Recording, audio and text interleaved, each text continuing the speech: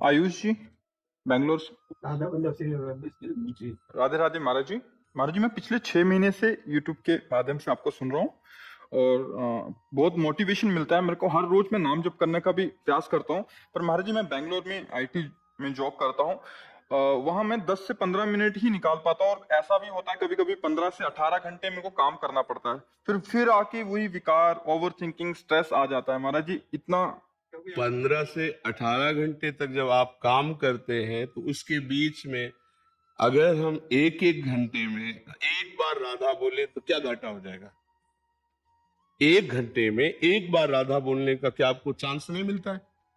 जो stress over thinking से सोच में नहीं आए भैया, उसी को बचाने के लिए मैं बोल रहा हूं, उसी को बचाने के लिए बोल रहा हूं। अगर आप 10 मिनट में एक बार राधा बोलना शुरू कर दें, 10 मिनट में एक बार, फिर आप इसका चमत्कार देखें।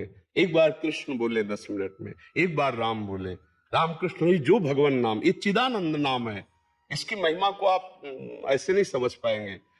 ये जो आज हमारा समाज डिप्रेशन में पहुंच रहा है, ये जो आप अंग्रेजी का शब्द बोल रहे हैं ओवर थिंकिंग में पहुंच रहा है, हमारे ओवर थिंकिंग से कोई समझ जाएगा क्या? फिर कर्तव्य का पालन करते हुए, संतोष को धारण करते हुए खूब धर्म पूर्वक चलो। सोचने की क्या जरूरत है? सोच लगाओ श्री जी में, ठाकुर जी में लगाओ, राधा राधा राधा राधा, अभी मंगल होने लगे। बच्चा, धन से, पद से, लौकिक व्यवहार से कभी किसी को सुख नहीं मिलता। वो केवल मानसिकता होती है। सुख होता है विचारों में, सुख बाहर नहीं होता। सुख होता हमारे विचारों में। अगर हमारे विचार ठीक है ना, तो नमक रोटी खाते हुए भी हम बहुत सुखी हैं। अगर हमारे विचार गलत है ना, तो अरबों खरबों होते हुए भी हम बहुत क्लेशित है, दुखी हैं। आप तो मतलब अपने को केवल जानते हो, लेकिन जो भगवान को जानता है वो सबको जानता है। इतना बात समझ लो, संपूर्ण सृष्टि भगवान की है, तो सब कुछ पता होता है कि आपके चित्त में क्या स्थिति है, आपका मन कहाँ चल रहा है। क्योंकि जब भगवान में मन को लगा दिया तो और मन कौन बकाया रह जाएगा। तो ये जो आपके अंदर सोच बनती है व्यर्थ के चिंतन की, हम केवल उतना समय आपसे मांगते हैं अध्यात्म के लिए। आप जो मेहनत करते हैं आप कीजिए, उस समय प्रभु को भूल जाइए। हमारी बात को समझना। आप 18 घंटे काम करते हैं, ईमानदारी से पूरे 18 घंटे काम कीजिए, लेकिन 18 घंटे में 18 बार राधा बोलने का अवसर मिलेगा कि नहीं मिलेगा? आप हमें बताएं कि मिलेगा कि नहीं मिलेगा। तो आप हर घंटे में एक बार राधा बोल दीजिए। 18 घंटे काम करने के बाद 1 मिनट हाथ जोड़ा और हे प्रभु, 18 घंटे जो हमने काम किया ये आपके चरणों में समर्पित करते हैं। इसे भागवत धर्म कहते हैं। इसी से आपको परमानंद की प्राप्ति का मार्ग खुल जाएगा। भगवान के चरणों में लक्ष्मी जी सदैव चापती रहती हैं। अगर उनकी कृपा कटाक्ष हो जाए तो आंतरिक लक्ष्मी और बाह्य लक्ष्मी दोनों का प्रादुर्भाव है। आंतरिक लक्ष्मी इतना शीतल आनंद विवेक विचार का, और बाहर अनुकूल भोगों का। ई परलोक सकल सुख पावत मेरे सो भैया कृष्ण गुण संचो। तो इसलिए हमारे विचार करने से केवल क्या हो जाएगा? हम ऐसे कर लेंगे, हम ऐसा कर लेंगे, हम ऐसा कर लेंगे, उससे हो जाएगा क्या? राधा राधा राधा, और अपने कर्तव्य का पालन कर रहे हैं। अब जो राधा नाम से विचार आएगा वो आपको शीतलता प्रदान करेगा, वो आपकी उन्नति प्रदान करेगा। आज विचारों की इतनी हीनता होती चली जा रही कि विद्यार्थी असफलता में अपने शरीर को छोड़ रहे हैं, किसान असफलता में अपने शरीर को छोड़ रहे हैं। कोई पराजित हो जाता है, इतना निराश हो जाता है। ऐसा क्यों हो रहा है? पराजय कोई बड़ी बात है? अगर जय है तो पराजय भी है, दिन है तो रात भी है। हमें दोनों को बराबर निपटना है। सुख दुखे समय कृत्वा लाभा लाभो जया जयो। जय और पराजय, सुख और दुख और लाभान, दोनों में हम समान रह करके अपने कर्तव्य का पालन करते हुए कभी निराश और उदास और हताश नहीं होंगे। हम राष्ट्र सेवा करेंगे, समाज सेवा करेंगे, भगवत सेवा करेंगे। ये क्या फेल हो गए तो तुम शरीर, हार गए तो ये निराशा क्यों?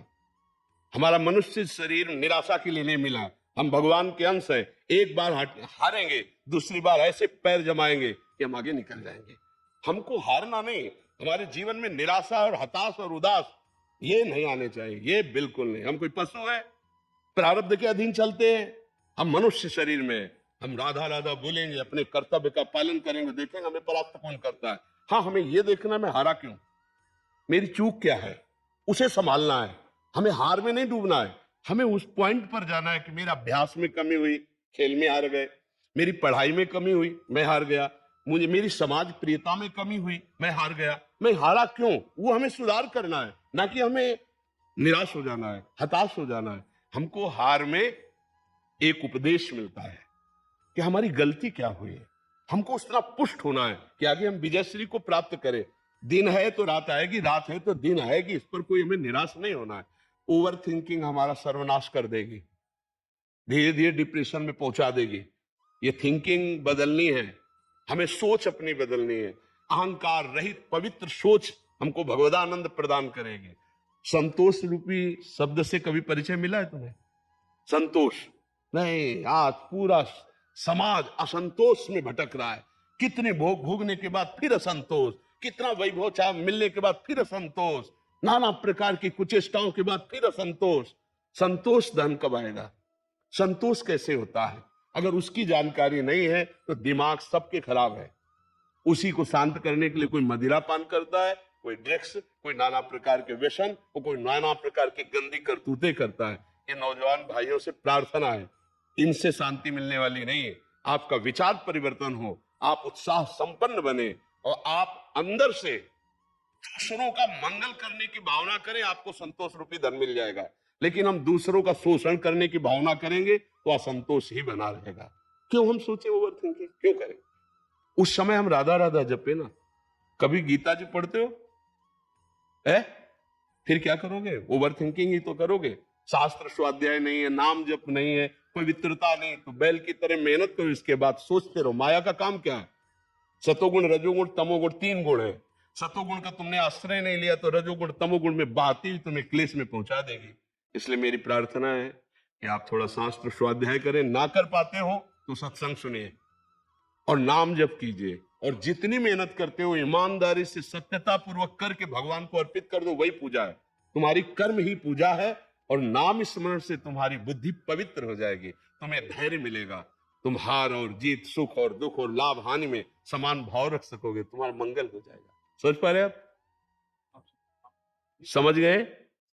कुछ कहना चाहते हो? महाराज जी, जैसे मैं ना, जैसे 15-20 दिन तक लंबा चलता है ये ऐसा 15-18 घंटा का काम, तब आपका सत्संग सुन नहीं पाता हूँ। लेकिन जब भी वो 3-4 घंटा निकाल के सुनता हूँ तो मैं वहां पर रिचार्ज हो जाता हूँ। अगर रोज क्यों नहीं, 10 मिनट क्यों नहीं सुनते? राधा राम डेली लेता हूँ। 10 मिनट सत्संग सुनिए, दोनों चीजें जरूरी है। समझिए, साधन को हरिभजन है, कै सत्संग सहाय। यार ऐसा कैसे है कि 18 घंटा काम करने में तुम्हें 10 मिनट सत्संग सुनने को नहीं मिलता? आजकल तो ऐसे यंत्र चले, कान में लगा लो, जेब में मोबाइल, सत्संग चल रहा है, अपना काम कर रहे हैं। हमें तो ऐसा काम, दिमाग से हर समय काम करते रहते हो क्या? मोबाइल लगा हुआ है, सत्संग सुन रहे हैं, शरीर से काम कर रहे हैं, क्या परेशानी है? मीटिंग चलते रहती है बैक टू बैक। यार क्या 18 घंटे मीटिंग आज तक हमने भारत में किसी की नहीं सुनी कि लगातार 18 घंटे मीटिंग चलती रहे। ए बहानेबाजी मत बता यार, ले ऐसा गलत बात है। 18 घंटे। आदित्य गुप्ता जी, राधा वल्लभ सिंह। राधा वल्लभ श्री हरिवंश महाराज जी, आपके चरणों में दंडवत प्रणाम। महाराज जी, आपसे सदैव विवेक शब्द सुना है, कृपया विवेक क्या है, इसका भगवत मार्ग में क्या महत्व है? कैसे जो सत और असत का निर्णय करने की सामर्थ्य है, उसका नाम विवेक है। जैसे हमारे मन में प्रेरणा हो अमुक वस्तु का हम भोग करें, बुद्धि है और उसमें विवेक नहीं है, तो निर्णय ठीक नहीं हो पाएगा कि ये जो करना है अधर्म है या धर्म है, इसमें दूसरे का हित है या अहित है। थोड़ा सा संकेत होता है कि अमंगलकारी है, अधर्म है, मत करो। अब अगर विवेक है तो उसे रोक लेगा, और विवेक नहीं है तो बुद्धि सलाह देगी इसको इस तरह से ऐसे किया जाए, और वो कर बैठेगा। विवेक ये कोई बाजार में नहीं मिलता है। ये बिन सत्संग विवेक न होए, और राम कृपा बिन सुलभ न सोए। होए विवेक मोह भ्रम भागा, तब सब विषय विलास विरागा। बोले सत्संग के द्वारा विवेक होता है, और बोले सत्संग ये भगवान की विशुद्ध कृपा से प्राप्त होता है। पुण्य बल से रुपया मिल सकता है, पद मिल सकता है, नाना प्रकार की भोग सामग्री, यश कीर्ति मिल सकती है, लेकिन विशुद्ध भगवान के मार्ग में चलने वाले जो भगवान से प्रेम करते हैं, जिनके दिमाग में न धन है, न मान है, न कीर्ति है, न किसी तरह का अन्य लाभ है, केवल श्री भगवान है, ऐसे भक्तों का संग केवल भगवान से कृपा, केवल भगवान की कृपा। जैसे विभीषण जी और हनुमान जी का मिलन होता है तो कह रहे हैं, विभीषण जी देख के कह रहे हैं कि जो प्रभु मोहि अनुग्रह कीन्हा तो तुम आए दरस हटि दीन्हा। अब मोहि भाव भरोस हनुमंता बिनु हरि कृपा मिले नहीं संता। प्रभु की कृपा से संत मिलते हैं और सत्संग से विवेक जागृत होता है। बिन सत्संग विवेक न होए और राम कृपा बिन सुलभ न सोई। साधु संग मात संगस्त दुर्लभ हो। जो भगवत प्रेमी महात्मा, देखो साधुता का नाटक कर लेना ये सरल है। 2 घंटे के लिए कोई साधु का नाटक कर सकता है या पूरे जीवन नाटक कर सकता है, लेकिन साधुता के मार्ग पर चलना ये बहुत कठिन है। और ये भगवान जानते हैं कौन कैसे चलता है। तो भगवान जब कृपा करते हैं तो अपने साधु का संग देते हैं, अपने जो भगवान की प्रीति में, जिनके लक्ष्य में पूरे संसार को 3 विभाग में रख दिया गया है, एक कंचन, एक कामिनी और एक कीर्ति। पूरे पूरे त्रिभुवन के भोगों को 3 में रख दिया गया है। एक है अर्थ, वित्तैषणा शास्त्रीय भाषा में, और शाब्दिक भाषा में कंचन। एक है पुत्रैषणा सांसारिक भाषा में कामिनी, और एक है कीर्ति, प्रणाम नमस्कार यश कीर्ति नाम आदि हो जाना। इन तीनों से राग रहित जो पुरुष है उसे ही संत कहते हैं। जो 3 मकार पर विजय प्राप्त की, मदन, मद और मोह। मदन काम, मद अहंकार और मोह शारीरिक ममता, इन पर जो विजय प्राप्त करके निरंतर भगवान के चिंतन में डूबा उसे संत कहते हैं। ऐसे संत के संग से विवेक उत्पन्न होता है, और जब विवेक उत्पन्न होता है तो असत मार्ग का वो त्यागी होता है। असत मार्ग, उससे कभी भूलकर भी पाप कर्म नहीं बन सकता है, क्योंकि उसके अंदर विवेक बैठा हुआ है। विवेक जब जागृत होता है तो लोगों का मंगल करता है, लोगों का कल्याण करता है, वो लोगों का शोषण नहीं करता है। जब सुख वांछा होती है, अविवेक, वो दूसरों के द्वारा कैसे मुझे सुख प्राप्त करे, ये राक्षसी बुद्धि उसकी बढ़ती चली जाती है। और जब विवेक होता है तो मेरे द्वारा दूसरों को कैसे सुख प्राप्त हो, ये निर्णय होना शुरू हो जाता है। वो राष्ट्र प्रिय होता है, वो समाज प्रिय होता है, वो भगवत प्रिय हो जाता है, जिसके अंदर विवेक जागृत होता है। अविवेकी कभी दूसरे का हित नहीं कर सकता है। वो अगर मित्रता भी करता है तो कोई स्वार्थ की बुद्धि रख के करता है। विवेकी मित्र जब बनाता है तो उसे मंगल मार्ग में चलाता है। कुपथ निवार सुपंथ चलावा। तो आज के मित्र अविवेकी है। ये जो आज व्यवहार चला है ना मित्रता का, ये मित्रता का नहीं शत्रुता का चला है। कुपंथ निवार सुपंथ चलावा। मित्र हो तो हाथ मिलाओ और धर्म पूर्वक चलो और सतमार्ग में चलो। प्राणों की बाजी लगाकर तुम्हारी रक्षा करेंगे, तुम्हें सुख पहुंचाएंगे। इसे तो मित्रता कहते हैं। मित्रता का एक हवाला दे करके उसको व्यसन युक्त कर देना, उसको भ्रष्ट आचरण में कर देना, उसको अपने अधीन करना, ये मित्रता नहीं, ये अविवेक का लक्षण। विवेकी कभी ऐसा नहीं कर सकता। तो विवेक शास्त्र सम्मत और संत सम्मत जो ज्ञान है उसे विवेक कहते हैं। जी।